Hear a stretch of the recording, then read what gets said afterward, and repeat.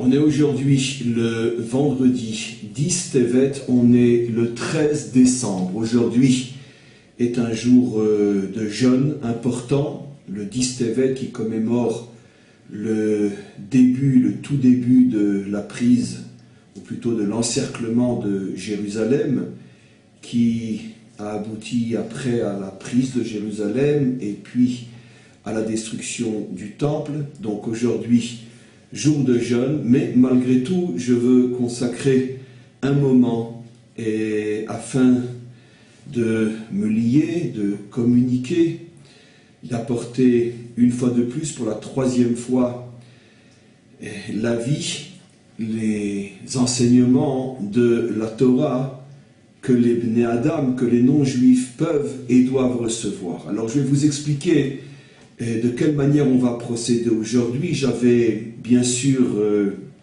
prévenu dans ma deuxième intervention que je m'attendais à de très nombreuses questions qui suivraient cette deuxième intervention.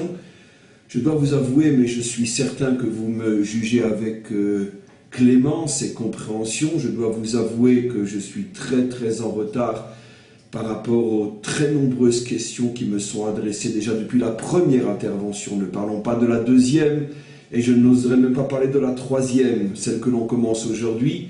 Et je ne parle bien sûr que de questions qui sont directement liées au cours. Je ne parle pas de tout ce qui se passe sur le Facebook ou sur la boîte email. Il y en a deux en vérité, puisqu'il y a la boîte email du Centre Adamique Mondial, et il y a aussi maintenant la boîte email liée au site Bnei Adam. Vous imaginez que comme il ne s'agit que d'1/100 de mes activités, vous imaginez combien il est absolument impossible pour un seul homme de s'acquitter d'un tel travail, car bien sûr, ma fonction ne s'arrête pas uniquement à mes relations avec les non-juifs. Donc, j'espère de l'indulgence, de la compréhension. Le Maître du monde, je l'espère, me donnera les forces nécessaires pour mener ne serait-ce qu'une goutte de l'océan de ma mission, mais si j'arrive à m'acquitter de cette goutte, ça sera déjà pour moi, pour vous, je pense pour le monde entier, une grande chose. Comme disent nos maîtres, personne ne doit s'imaginer qu'il peut terminer tout le travail qu'on lui demande de réaliser dans ce monde, mais au moins, ce qui est absolument obligatoire, c'est de savoir qu'on a commencé et que l'on avance. Donc, comment qu'on va procéder aujourd'hui? J'ai choisi de lire une grande partie d'un message qui a été envoyé, et un message extrêmement bien présenté, extrêmement intelligemment présenté, et message bien sûr qui fait écho à la deuxième intervention. Et donc, on va procéder de la manière suivante, je vais le lire et au fur et à mesure je vais répondre, et bien évidemment si j'ai choisi ce message, plus que des dizaines d'autres qui m'ont été adressés, c'est parce que c'est celui que j'ai senti le plus pressant pour l'instant, et bien évidemment j'essayerai aussi au fur et à mesure de répondre aux autres messages. Pas forcément comme je vais faire cette fois-ci en les lisant et en répondant directement, mais je pense que de toute manière, énormément de problèmes et de questions se regroupent, et consciemment ou non, je suis amené à les traiter dans les prochaines interventions. Donc je vais prendre le message, je tournerai un petit peu la tête à chaque fois pour le lire, et au fur et à mesure donc je vais essayer d'y répondre. Alors ce message, encore une fois, excusez-moi, voilà, ce message nous est adressé par une personne, Monsieur Taïeb, que je remercie véritablement pour son travail, qui va nous permettre d'avancer. Alors, que dit-il? Il va reprendre donc certains éléments de ma deuxième intervention, et on commence. Par rapport au premier cours, j'avais fait une remarque sur la notion de récompense salaire évoquée dans la halakha 10, effectivement, sur le Facebook, si je ne me trompe pas. Notre ami donc rapportait un enseignement de Maïmonide, dont je me suis d'ailleurs servi pour la deuxième intervention, un enseignement qui disait la chose suivante: si un ben noir, si un non-juif veut pratiquer un des autres commandements, rappelez-vous l'intervention de la deuxième intervention où je rapportais Maïmonide qui effectivement faisait une nette différence entre l'accomplissement par un non-juif des autres commandements, c'est-à-dire ceux qui ne sont pas l'étude de la Torah ou la pratique du Shabbat, sur lesquels, surtout l'étude de la Torah, on va y revenir aujourd'hui. Mais en tous les cas, pour les autres commandements, Maïmonide dit, si un non-juif, un ben noir, veut pratiquer un des autres commandements de la Torah pour en mériter une récompense, on ne l'empêche pas de l'accomplir selon la halakha. Donc d'après Maïmonide, bien qu'encore une fois, j'ai interprété cette halakha dans ma deuxième intervention, mais on recommence à zéro. D'après Maïmonide, un non-juif pourrait donc accomplir pratiquement, s'il le veut, et même dans le but de recevoir une récompense, pourrait donc accomplir tous les commandements. Alors d'abord, continuons, voyons ce que M. Tayeb nous dit. J'ai bien entendu l'importance d'éviter la confusion dans le comportement entre Bnei Israël et Bnei Adam évoqué dans ces deux cours, mais la question était due au passage où le Rav dit. On va voir ce que le Rav dit. Le Rav, bien sûr, c'est moi-même. Il ne s'agit pas ici de Maïmonide. Donc, d'abord, il est mis en évidence ce que j'ai déjà moi-même expliqué, que M. Tayeb comprend, et je pense qu'il le comprend et qu'il se fait la voix de vous tous qui avez compris effectivement que j'avais moi mis l'accent sur le danger de la confusion. Ça veut dire que effectivement Maïmonide n'interdit pas à un non-juif d'accomplir tel ou tel commandement, mais moi j'ai mis l'accent sur le fait que, attention, que le non-juif ne se leurre pas et ne s'imagine pas finalement qu'il s'est payé une conversion gratuite. C'est-à-dire, ça y est, il est juif, et puis finalement, s'il se laisse aussi pousser un petit peu la barbe, et pourquoi pas les papillotes, et si la femme ou la jeune femme veut aussi se couvrir la tête et s'habiller comme une juive, et pourquoi il ne le serait pas après tout, puisqu'il pratique toutes les mitzvot, ou presque. Donc, c'est ce risque de confusion que j'ai mis en évidence. Je ne reprendrai pas, bien sûr, tous les éléments de ma deuxième intervention, que j'invite ceux qui ne l'ont pas encore entendu de l'écouter afin de mieux comprendre ce qui va se passer aujourd'hui. Maintenant, notre ami rapporte mes propos dans une autre intervention. Je disais la chose suivante. Ce sont mes mots. Un non-juif qui prendrait sur lui de manger cachère, ce n'est pas seulement pas nécessaire, c'est mon langage, pas très français, mais ça peut même être un risque de confusion destructif. Si tu t'habitues à vivre dans la confusion, tu vas te faire du mal. Et donc il a souligné dans mes propos, ça n'est pas c'est pas nécessaire. Je disais moi c'est pas nécessaire. Alors que Maïmonide semble dire que s'il veut le faire, laissons-le le faire, car il aura une récompense. Alors comment le Rav Vinovich peut dire que c'est pas nécessaire? Qui ne veut pas de récompense? Oui, c'est nécessaire, puisque je veux une récompense. J'avais même rajouté, ça n'a aucun sens que le non-juif veuille lui aussi faire ces choses. Ces choses, les mitzvot rituels spécifiquement juives. J'avais même rajouté, un non-juif n'a pas de raison de faire ce genre de mitzvot, et j'avais même rajouté, il cite même la minute, ça n'a aucun effet s'il le fait. Alors évidemment, mes propos repris comme il le fait, et il n'est absolument pas fautif de le faire comme il le fait, c'est vrai que ces propos semblent contredire l'enseignement de Maïmonide qui dit que laissons un non-juif faire accomplir la plupart des commandements car il aura de cela une récompense. Mais je ne réponds pas pour l'instant, je continue avec notre ami. Lui-même va mettre en évidence le problème. D'un côté, le Rambam parle de récompense à pratiquer un des autres commandements de la Torah, et de l'autre côté, je dis que la pratique des mitzvot rituels juives n'a aucun effet, n'a aucune raison et n'a aucun sens. Alors, il demande, alors de quoi parle Maïmonide, de quoi parle le Rambam avec sa fameuse récompense? Et on va continuer encore un petit peu parce que la suite est liée à ce qui vient d'être dit et je répondrai d'une manière globale comme vous allez le voir. Dans le deuxième cours mis en ligne, on nous invite à une deuxième question par rapport à la hadith. Qu'est-ce qui est dit là-bas?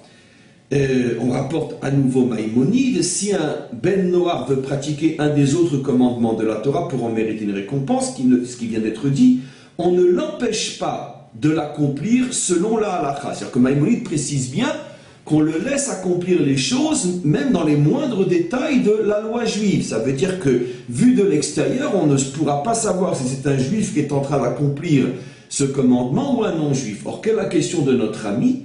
Le fait de ne pas l'empêcher d'accomplir d'autres commandements selon la halakha, il souligne selon la halakha, c'est exactement comme un juif, ne risque-t-il pas d'amener à la confusion?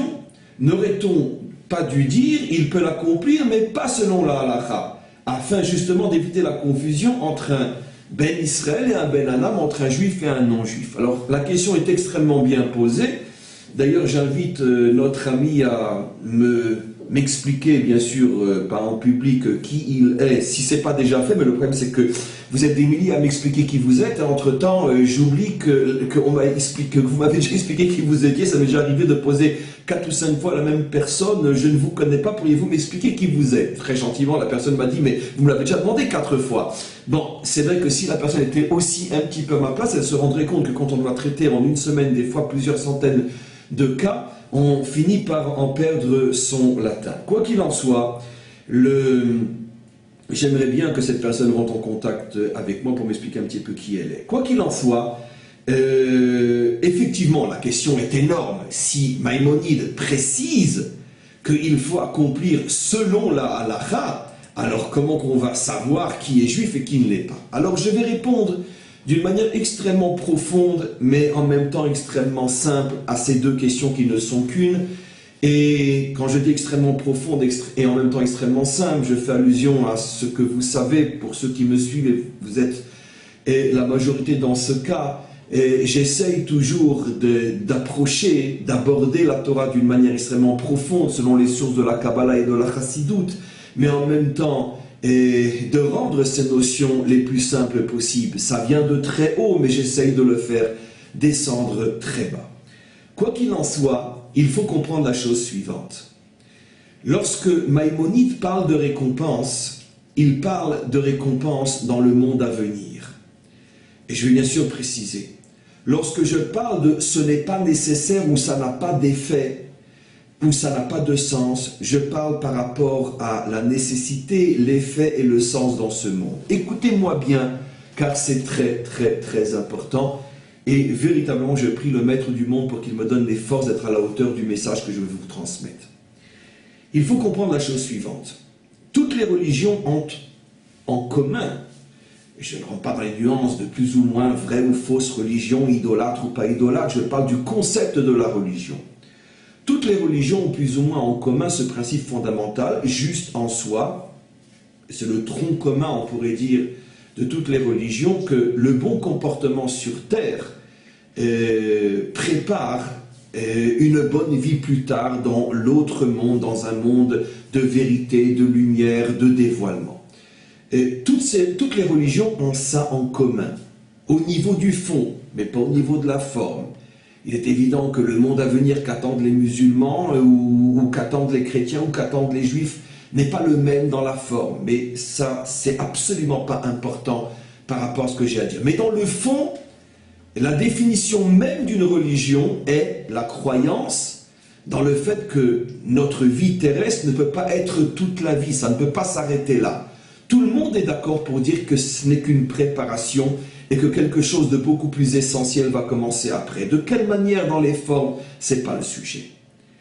Quand Maïmonide parle de récompense, écoutez-moi bien, et finalement je m'adresse aussi aux Juifs qui écouteront ce cours, car il y a tellement de confusion dans ces notions. Ce que je dis, c'est finalement de la pensée juive fondamentale qui s'adresse au monde entier.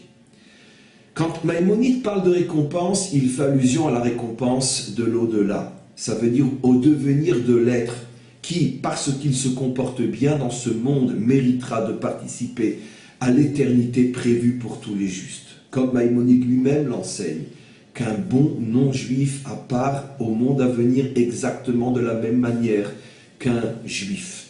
Et donc, évidemment que le monde à venir, avec toutes ses formes, ses nuances et ses complications, parce que c'est très compliqué d'expliquer exactement ce qu'est le monde à venir et ce à quoi ça fait allusion. Mais très schématiquement, un non-juif qui s'est bien comporté sur terre, bien sûr à part au monde à venir. Maïmonide ici rajoute quelque chose d'absolument extraordinaire. Sans lui, nous ne l'aurions pas su.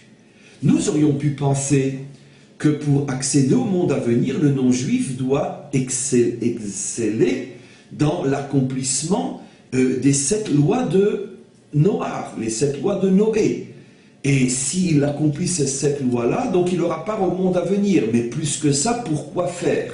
Maïmonide rajoute non, il peut augmenter sa part dans le monde à venir grâce aux mitzvot, entre parenthèses, juives, qu'il accomplira dans ce monde. Ça, c'est un chidouche, habituez-vous à mon langage, chidouche veut dire nouveauté. C'est un chidouche extraordinaire, merveilleux, fantastique, qu'il est donné finalement aux non-juifs plus que cette mitzvot par rapport au monde à venir. C'est-à-dire que plus tu vas faire de mitzvot, et donc forcément tu vas les emprunter dans la Torah d'Israël, avec énormément de nuances que j'apporterai soit dans ce cours, soit dans les autres. Je le dis ici, parce que si je n'arrive pas ici à apporter les nuances, alors ne concluez rien de 100% dans mon intervention d'aujourd'hui, écoutez aussi les autres. Mais je ne peux pas tout dire dans une intervention, c'est pas possible. Donc je préviens déjà qu'il y a énormément de nuances à ce que je dis aujourd'hui. Mais pour l'instant, je le dis globalement, que Maïmonide nous apprend que si un non-juif accomplit déjà les 7 lois de Noé et bien, et veut augmenter son capital éternité, son capital monde à venir, alors il a tout intérêt à accomplir les commandements juifs, et en tous les cas ce qui lui est permis d'accomplir, et aussi selon la halakha, tel qu'on doit le faire, parce que c'est pas de la rigolade. Ces commandements appliqués par le non-juif vont lui donner la possibilité de venir avec un bagage spirituel et moral beaucoup plus profond, beaucoup plus puissant, beaucoup plus complet pour le monde à venir. Donc pourquoi s'en priverait-il? Alors qu'est-ce que maintenant le Rav Dinovitch peut-il rajouter? Et quand il dit pas nécessaire, pas d'effet, pas de sens, le Rav Dinovitch parle d'autre chose. Et effectivement, vous ne pouviez pas le comprendre dans ma première intervention. Le Rav Dinovitch parle de l'effet dans ce monde. Et là, le Rav Dinovitch fait allusion à une des notions les plus profondes de la Kabbalah et de la Chassidoute, qui ne concerne que et uniquement que et seulement que le peuple juif en ce qui concerne les mitzvot, qui ne sont pas celles des lois de Noé. Nous avons reçu dans notre croyance, dans notre tradition, l'enseignement suivant. Lorsqu'un juif pratique une mitzvah pendant que son âme est encore dans son corps physique et que les deux, l'âme et le corps, se trouvent dans ce monde matériel, le juif influence ce monde matériel et spirituel, le transforme et, d'une certaine manière, l'affine et le prépare à son véritable avenir. Et là, j'explique quelque chose de fondamental. Bien que c'est une notion tellement profonde dans la Kabbalah et la Chassidoute que je n'irai pas plus loin que ce que je me suis fixé comme limite. Dans notre tradition profonde et authentique, le monde à venir n'est pas un autre monde. Il n'y a pas ce monde et un autre monde. Le monde à venir est le dévoilement de l'intériorité cachée à l'intérieur de ce monde. Notre monde actuel porte en lui le monde à venir. À l'intérieur de ce monde se cache déjà la potentialité du monde à venir. Seulement le monde à venir est complètement voilé comme un fruit à l'intérieur d'une écorce, les fameuses clipas dont parlent les Mekoubalim. Et donc automatiquement, si nous sommes en l'attente de quelque chose qui doit venir, quelque chose qui existerait déjà et vers lequel on se dirige, on ne trouvera jamais rien. Car il n'y a pas quelque chose qui existe déjà en dehors de ce monde. Tout se trouve déjà à l'intérieur de ce monde qui contient tous les autres. Simplement, notre travail est de casser l'écorce et de dévoiler le fruit. C'est-à-dire de casser l'extériorité de ce monde pour en dévoiler l'intériorité. C'est la raison d'ailleurs pour laquelle notre monde actuel s'appelle Olam, qui, comme vous le savez, pour ceux qui ont écouté de nombreux autres cours, ce monde s'appelle Olam, qui en hébreu ne veut pas dire Olam, mais veut dire voile. Ce monde actuel voile ce qu'il contient, et ce qu'il contient, c'est l'éternité du monde à venir. C'est une notion extrêmement profonde et extrêmement forte dans la chassidoute qui explique que toutes les forces de l'éternité se trouvent déjà cachées à l'intérieur de la matière. Dit d'une autre manière, les forces spirituelles les plus puissantes se trouvent cachées au cœur même de la matière, mais la matière fait effet d'écorce qui voile ce qu'elle contient. Alors qu'est-ce qui va se passer? Le juif a reçu les 613 commandements pour deux raisons. Une qui concerne aussi les nations et une autre qui ne les concerne absolument pas. La première raison pour laquelle nous avons reçu les commandements, c'est parce que les commandements nous améliorent, nous affinent, et nous transforment et automatiquement nous préparent à mériter l'éternité du monde à venir. À ce niveau-là, dit Maïmonide, les nations peuvent aussi participer à cet affinement de leur être en accomplissant les mitzvot selon la halakha, selon la loi, et se préparent à vivre dans le monde de l'éternité. Mais par contre, le non-juif, en pratiquant ces mitzvot, n'a aucune possibilité de construire le monde à venir. C'est-à-dire de dévoiler le monde à venir pour que nous puissions y vivre d'une manière éternelle. Ça, c'est le travail d'Israël. Lorsqu'un juif accomplit une mitzvah, il casse une partie de l'écorce et commence à dévoiler une partie du monde à venir. Lorsque tous les juifs de toutes les générations auront terminé le travail de cassage d'écorce, se dévoilera le monde à venir. Dans ce travail, le non-juif n'a aucune possibilité de participer en accomplissant les autres mitzvot. Mais par contre, il y participe en accomplissant ces 7 lois de Noé.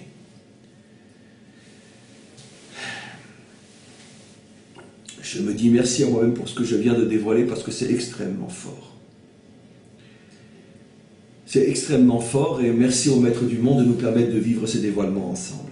C'est extrêmement fort parce que on a touché ici l'une des essences de la vérité vraie. C'est-à-dire qu'on va maintenant résumer ce que je dis. Il y a deux choses. Mériter le monde à venir, mais avant cela le construire. Pour mériter le monde à venir, il y a 613 mitzvot et les non-juifs peuvent en pratiquer un très grand nombre pour mériter le monde à venir. Pour construire le monde à venir, alors là il y a une différence fondamentale entre nous et eux. Nous avons 613 mitzvot, les mêmes que celles qui nous permettent d'atteindre l'éternité. Mais pour nous, ces 613 mitzvot ont aussi l'effet, sont aussi des instruments de la construction du monde à venir. Et les non-juifs, dans cette construction du monde à venir, ne disposent que de cette mitzvot. Je l'ai dit d'une manière qu'ils n'aiment pas, ne disposent que d'eux, ça fait genre inférieur, mais je n'ai pas besoin de me justifier à chaque fois, il n'y a pas d'infériorité. Il y a des rôles différents et des instruments différents. La preuve, les Kohanim, je l'ai déjà dit dans ma deuxième intervention, ont des dizaines de commandements plus qu'un Israël dont je fais partie. Et je me sens absolument pas inférieur à un Kohen. Et je peux vous promettre que si on me demandait aujourd'hui, si on me disait tu as absolument de devenir un Kohen, est-ce que tu dirais oui? Je dirais surtout pas. Je veux absolument pas devenir un Kohen. Et de même, les femmes juives ont moins de commandements à accomplir que les hommes juifs. Et croyez-moi qu'une femme juive, une vraie, une authentique, non seulement un homme juif, un vrai, un authentique ne la regarde pas comme ça de haut, mais la regarderait plutôt comme ça du bas vers le haut. Donc, ce n'est pas le nombre de commandements qui définit la grandeur de l'homme. Mais quoi qu'il en soit, pour préparer le monde à venir, les nations disposent de 7 mitzvot et les juifs disposent de 613. Pour se préparer au monde à venir, non préparer le monde à venir, mais se préparer au monde à venir, à ce moment-là, les non-juifs aussi disposent d'un très grand nombre de mitzvot. Alors, maintenant, vous avez tout compris. Il n'y a pas de contradiction entre Maïmonide et le Rav Dinovitch.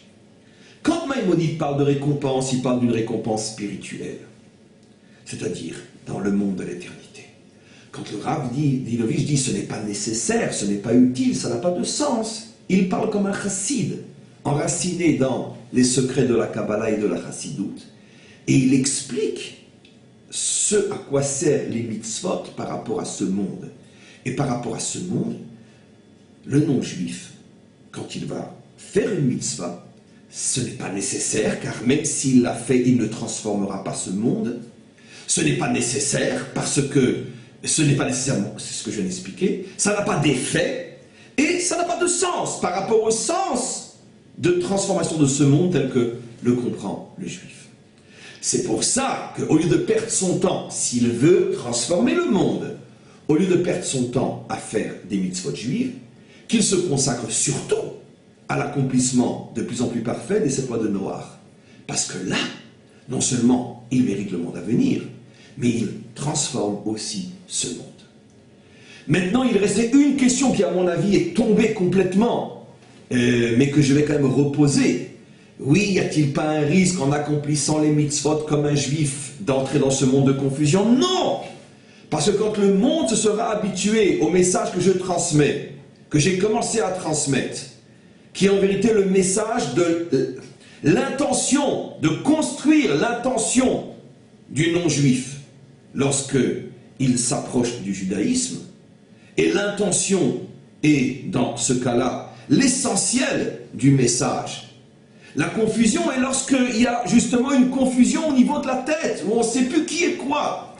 Mais lorsque c'est très clair dans ma tête, et c'est toute ma mission de vous apprendre à ce que ça soit très clair dans votre tête, lorsque c'est très clair dans la tête d'un non-juif que les 613 mitzvot ont été donnés aux juifs et uniquement aux juifs en ce qui concerne le travail essentiel d'affinement, de transformation, de mutation de ce monde pour le transformer en monde à venir, lorsque le non-juif aborde un commandement dans un autre état d'esprit qui est celui de mériter le monde à venir, c'est-à-dire un monde spirituel par rapport au nôtre tel qu'on le conçoit aujourd'hui, alors il n'y a plus de risque de confusion.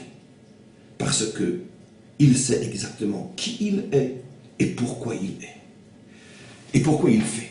La confusion n'est pas le fait de faire, la confusion est toujours dans la tête. D'ailleurs, une confusion, c'est pas dans un acte, c'est dans la tête. Et mon travail, que j'ai commencé, que Bezrat Hashem, je réussirai, c'est de vous apprendre à vous affirmer, à vous exprimer de la meilleure manière possible, comme un non-juif doit s'exprimer, sans confusion, afin d'être en possession de toutes ses forces, de trouver véritablement le sens de son existence et d'œuvrer à côté d'Israël à la réalisation du projet divin. D'ailleurs, je vous invite à écouter le cours que j'ai donné hier, jeudi, donc on était le 12 décembre sur Parshat HaShavuah, où je parle de l'importance de connaître sa place et son rôle, parce qu'évidemment, un cours comme celui-là concerne évidemment les non-juifs autant que les juifs, et ce cours est très très important dans l'esprit de ce que je viens d'expliquer maintenant. Donc je pense qu'on a absolument traité cette question d'une manière, cette fois-ci, parfaite. Bien évidemment, entre la théorie et la pratique, il y a encore quelques nombreuses nuances, mais au moins au niveau de l'explication, je pense que les choses sont très claires. Je veux juste maintenant préciser une chose très importante. Il y a, et d'ailleurs notre ami le rapporte plus tard dans sa lettre, que je continuerai dans une autre intervention, il y a certains commandements pour lesquels les maîtres qui sont venus après Maïmonide, et les maîtres qui font autorité dans le peuple juif, sont venus et ont nuancé les propos de Maïmonide et ont dit que Maïmonide ne faisait pas allusion à ces commandements-là, même pour que le non-juif ait accès au monde à venir, parce que ces mitzvot sont trop spécifiquement juifs, parce qu'elles le touchent dans son identité au quotidien. Par exemple, porter un habit à 4 franges et porter des tzitzit aux 4 coins de son habit, mettre les phylactères, mettre les tfilines, avoir une mezouza à sa porte. Ces 3 commandements sont des commandements d'identité. Et rappelez-vous mon intervention, la deuxième, où j'ai expliqué pourquoi Maïmonide dit que le Shabbat, en aucun cas, le juif a le droit de l'observer selon la loi juive. Parce que le Shabbat est une mitzvah d'identité, c'est l'identité d'Israël. Et donc là, c'est vraiment un problème de confusion d'identité. On ne sait plus qui on est si on fait ce qui est l'identité de l'autre. Fort de ce principe révélé par Maïmonide, les grands maîtres d'Israël ont rajouté 3 autres commandements spécifiquement juifs, en ce sens qui sont porteurs de l'identité juive, parce que c'est l'habit, les tfilines, le tzitzit, ou c'est l'identité de la maison juive, la mezouza à l'entrée, à la porte. En dehors de ces mitzvot-là, qui portent trop spécifiquement l'identité d'Israël, les autres mitzvot, comme je l'ai expliqué, peuvent être pratiqués. Donc, bien sûr qu'un juif peut manger kasher, bien sûr qu'un juif peut s'interdire de manger du porc, et bien sûr qu'un juif peut s'interdire de mélanger le lait et la viande et quantité d'autres choses. Mais, dans l'esprit de s'affiner pour mériter plus encore le monde à venir, et non dans l'esprit de transformer ce monde matériel en monde spirituel, ce qui est la mission et le devoir d'Israël par rapport à ce type de commandement. Si les choses sont bien claires, alors je pense que nous avons réussi notre mission pour l'intervention d'aujourd'hui. La prochaine intervention sera toujours sur le texte de notre ami au sujet de l'étude de la Torah, un sujet passionnant que nous allons traiter ensemble très prochainement grâce à l'intervention, donc grâce à la lettre envoyée par notre ami. À très bientôt et une bonne étude.